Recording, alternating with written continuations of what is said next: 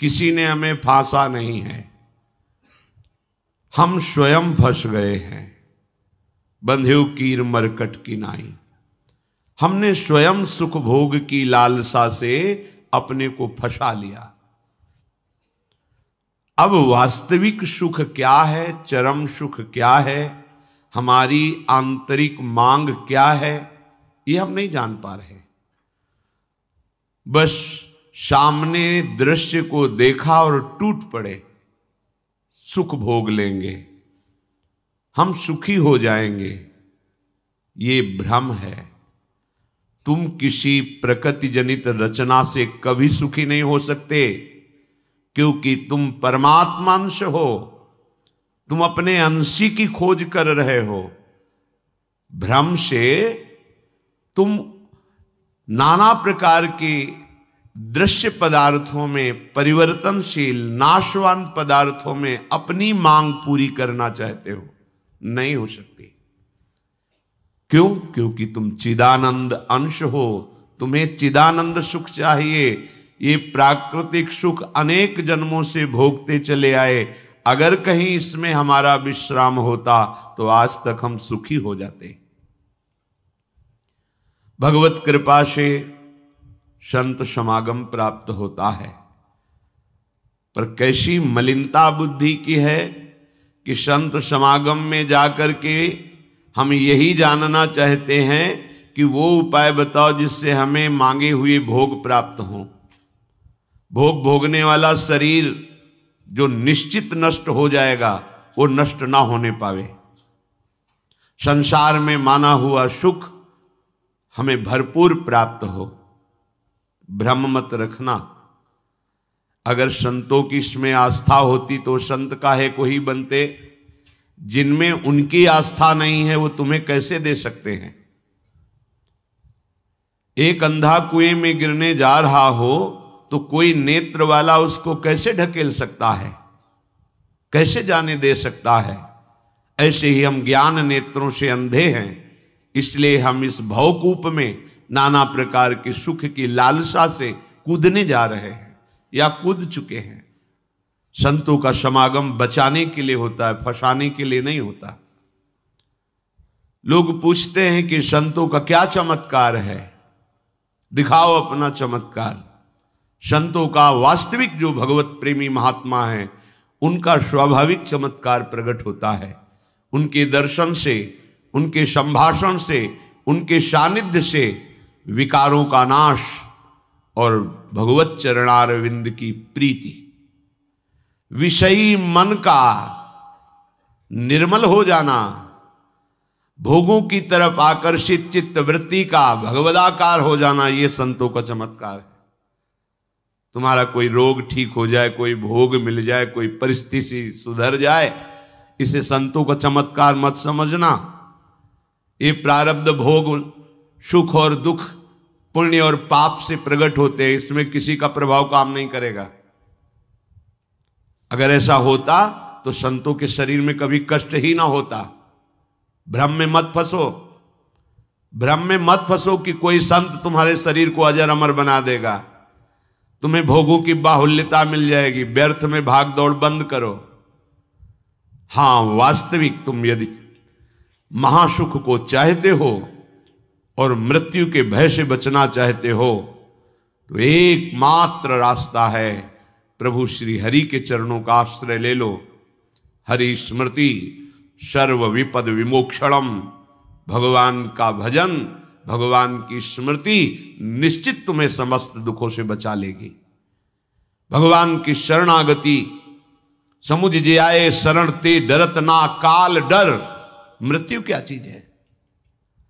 पर प्रभु के नाम जपने में रुचि नहीं, प्रभु की चरण दासता में भावना नहीं, तो तुम सोचते हो कुछ चंद रुपए और कुछ फल पुष्प आदि दे करके हम रोग रहित तो हो जाएं, शोक रहित तो हो जाएं। भूल मत करना।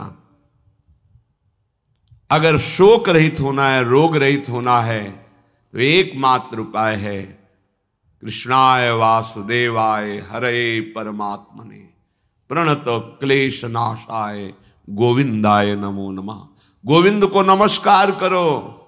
और जिह्वा से पुकारो कृष्ण कृष्ण गोविंद गोविंद, राधा राधा राधा, निश्चित जन्म जन्म के अशुभ नष्ट हो जाएंगे। आप स्वयं परम सुखी हो जाएंगे, शरीर राग नष्ट हो जाएगा, ऐसा अद्भुत सुख मिलेगा, कृतकृत्य हो जाओगे। पर अब इस मार्ग में चलने के लिए जब कदम रखोगे तो असत वृत्तियों का त्याग करना होगा। यही सब फेल हो जाते हैं। वो ऐसा शॉर्टकट ढूंढते हैं कि कुछ हम कमाए हुए पापाचरण से चंद रुपए आपको दे दें, आप हमें संभाल लेना, भूल मत करना। कभी ऐसा नहीं हो सकता। नाली के पानी से हाथ धोने से कभी हाथ पवित्र और निर्मल नहीं होते। ऐसे मलिन आचरण करके कमाए हुए धन से कभी तुम्हें पवित्रता प्राप्त नहीं हो सकती। ये सब नाटकबाजी मन की है। वहां चलो तुम्हारा सुधर जाएगा, कुछ नहीं सुधरेगा जब तक तुम सुधारना नहीं चाहोगे। तुम सुधारो अपने आप को। किसी का आशीर्वाद कोई काम नहीं करेगा जब तक तुम अपने आचरण नहीं सुधारोगे। तुम खाओ मांस, पियो मदिरा, करो व्यभिचार, नाना प्रकार की हिंसात्मक वृत्ति, तुम्हें भगवान भी नहीं माफ करेंगे, चाहे जहां भाग के चले जाओ। अधर्मा आचरण करने वाले को भगवान कहते हैं मैं साक्षात काल रूप से दंड देता हूं। शरणागत होकर नियम के अनुसार चलोगे तो भगवान तुम्हें दुलार करेंगे मां की तरह। यह सिद्धांत है। नाटकबाजी में फंसो तो फंसो, सिद्धांत से चलोगे तो कभी धोखा नहीं खाओगे, आनंद में मगन रहोगे। पर सिद्धांत में चलने के लिए असत त्याग करना होता है, इसीलिए सब फेल हो जाते हैं। कोई बिरला गुरु कृपा पात्र ही कदम आगे बढ़ाता है। ये भीड़ भागम दौड़ केवल वासनाओं की पूर्ति के लिए तो भ्रम में मत रहना। किसी का आशीर्वाद, किसी की कृपा तुम्हें वासनाओं से नहीं बचा सकती। एकमात्र उपासना ही वासना से बचा सकती है। और उपासना तुम करने के लिए जब तैयार होगे तो ये गंदी बातें, गंदे आचरण, ये आपको त्यागना होगा। बस यही तुम्हारी गाड़ी फेल हो जाती है। ये हम नहीं त्याग सकते तो फिर तुम्हें कोई बचा भी नहीं सकता। लिख लो, अपने दिमाग में लिख लो। अगर बचना है तो एकमात्र मामे ए प्रपद्यन्ते माया में ताम तरंते। जितना भी समझाओ ये पागलपन छोड़ते ही नहीं। बस कोई जंतुर ऐसा हो, कोई भस्म ऐसी हो, बस हम नाटक में रिझना चाहते हैं। अरे प्यारे, यदि वो तुम्हें सुखी कर सकता है तो वो खुद क्यों सुखी नहीं हो जाता? तुम नहीं सोच पा रहे हो? पागल हो तुम? यदि वो तुम्हें रोग रहित कर सकता है तो खुद क्यों नहीं रोग रहित हो जाता?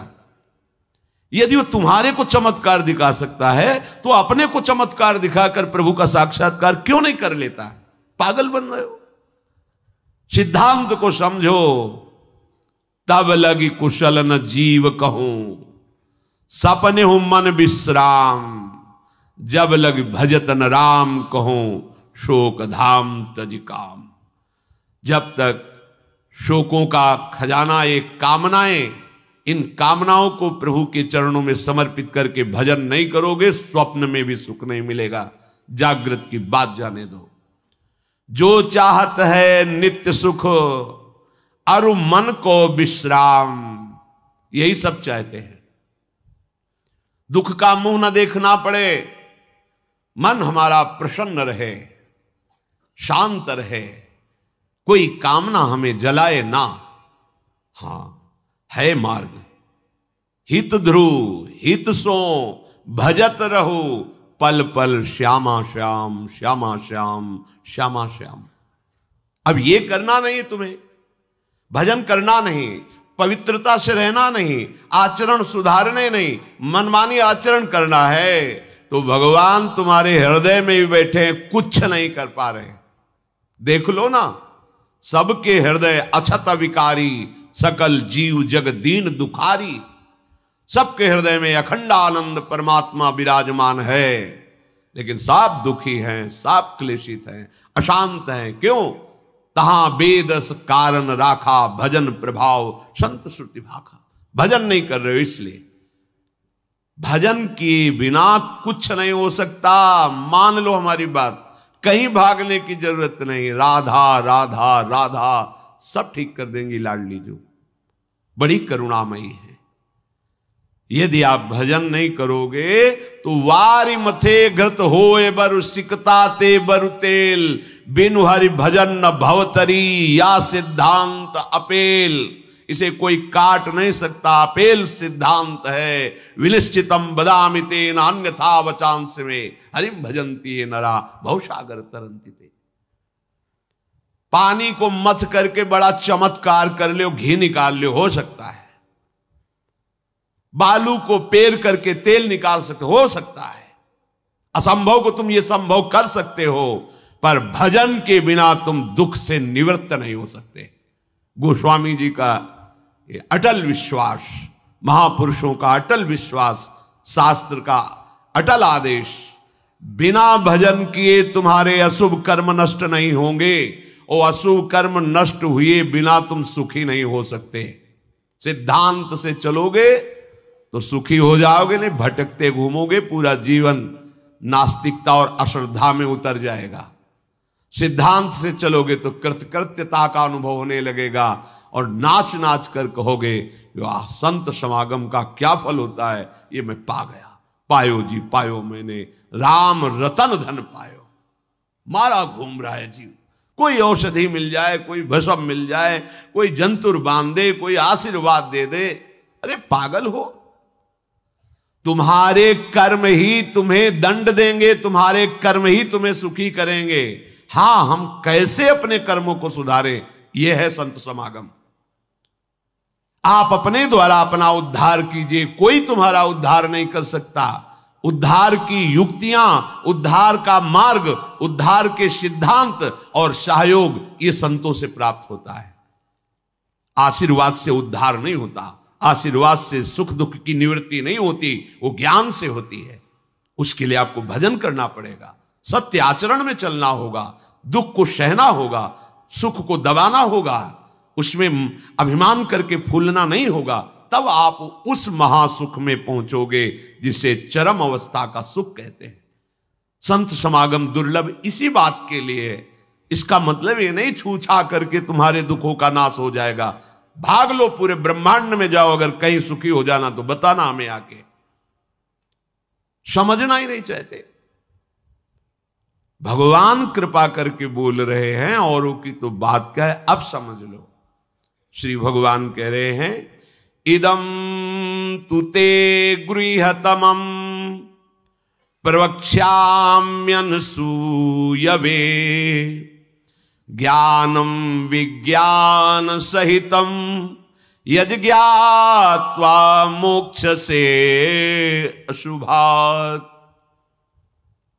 हे अर्जुन, ये मैं तुम्हें बहुत गुह्य बात कह रहा हूं।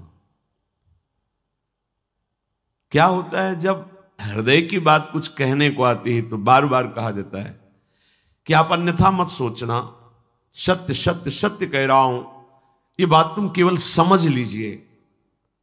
मतलब वो विवश होकर अपने हृदय की बात तुम्हें दे रहे हैं, जो छुपाए रखे जीवन भर वो तुम्हें दे रहे हैं, पर अनाधिकारी होने के कारण वो बात पकड़ नहीं पाते। संतों की बात में ही तुम्हारा कल्याण छुपा हुआ है। उनकी बात मान लो, फिर आप देख लो कैसे आपकी अध्यात्म उन्नति होती है।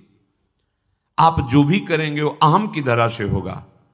अहम की धरा लोक लोकांतर तक ले जा सकती है, लेकिन जीवन मुक्त नहीं कर सकती। जीवन मुक्त होने के लिए अहम का विसर्जन चाहिए, वो होता है गुरु कृपा से, संतों के वचनों से।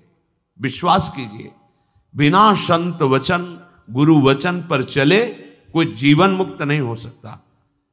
अगर जीवन मुक्त नहीं हुआ तो सब किया कराया माटी हो गया।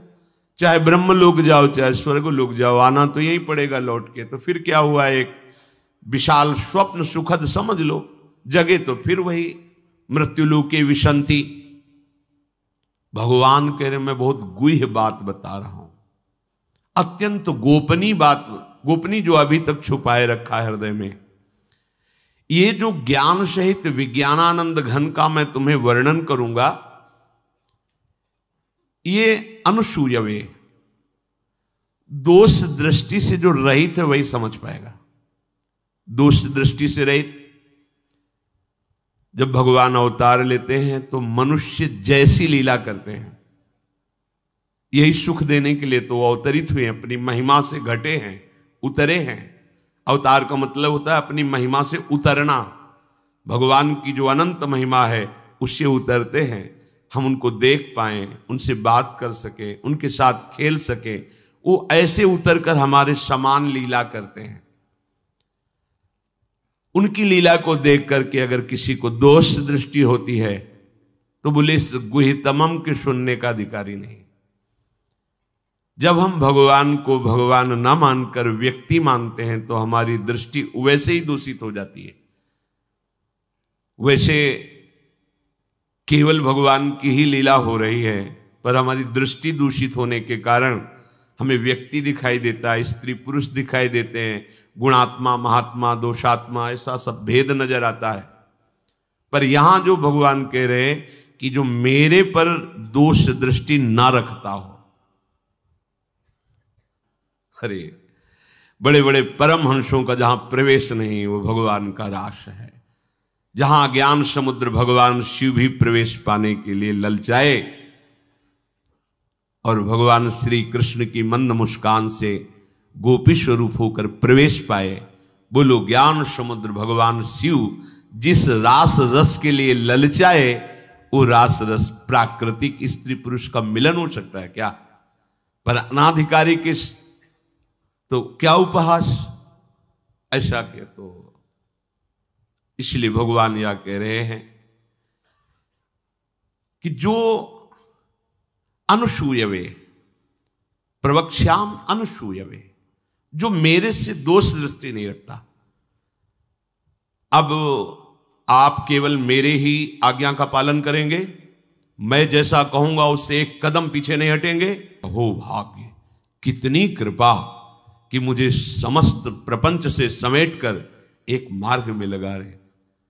जहां श्रद्धा है तो वहां शब्द दूसरा भाव निकाल देगा, और जहां दोष दृष्टि वहां भाव दूसरा निकाल देगा। इसलिए श्री भगवान कह रहे मैं अत्यंत गोपनीय बात तुमसे कह रहा हूं हे अर्जुन।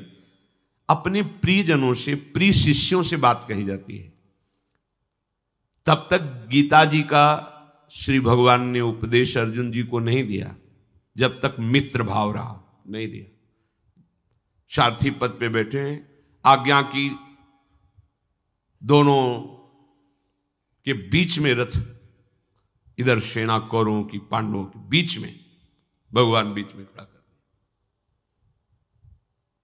जब देखा मोह ग्रसित हुए, निवारण में असमर्थ पाया, तो भगवान की शरण में होकर के कार्पण्य दोषो बहुत स्वभावा प्रछामि त्वाम धर्म सम्मूढ़ चेता।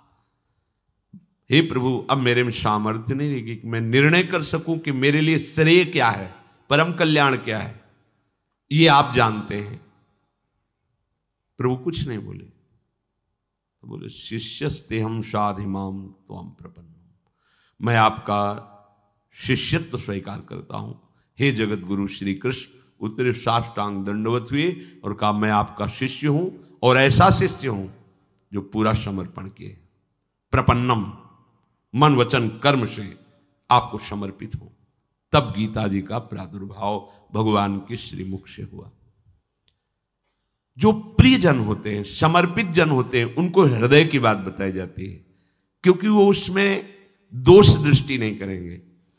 अगर प्रियता और समर्पण नहीं है, तो देखो ना, कह रहे मेरे को प्रणाम करो, मेरे को ही पूजा दो, मेरी आज्ञा में रहो, मेरे मन वाले बनो। हे अर्जुन, तुम उस परमात्मा को ऐसा समझो कि उस सारे जगत को जैसे बर्फ में जल ही जल है ऐसे व्याप्त करके विराजमान उस परमात्मा को, उसी के आगे ये बोल रहे हैं। देखो अब हम गुह्यतम बात कर रहे हैं, उस परमात्मा को नहीं, मुझ श्री कृष्ण को। मेरे में मन लगा, मेरे को प्रणाम कर, मेरे को नमस्कार। ये महापुरुष जन रास्ता देते हैं। अब तुम्हारी कहां श्रद्धा टिकती, वो ये देखते हैं तुम्हारे लिए कोई आश्रय है, अभी तुम्हारी खोज अभी पूर्ण हुई कि अभी खोज बकाया है, खोजो तो खोज लो, नहीं तो वहीं पकड़ के बैठ जाए कि अब बने तो रघुबर ते बने, बिगड़े तो भरपूर। अब बनेगी तो आपसे बनेगी, बिगड़ेगी तो आपसे बिगड़ेगी, अब हमारा कोई आश्रय नहीं।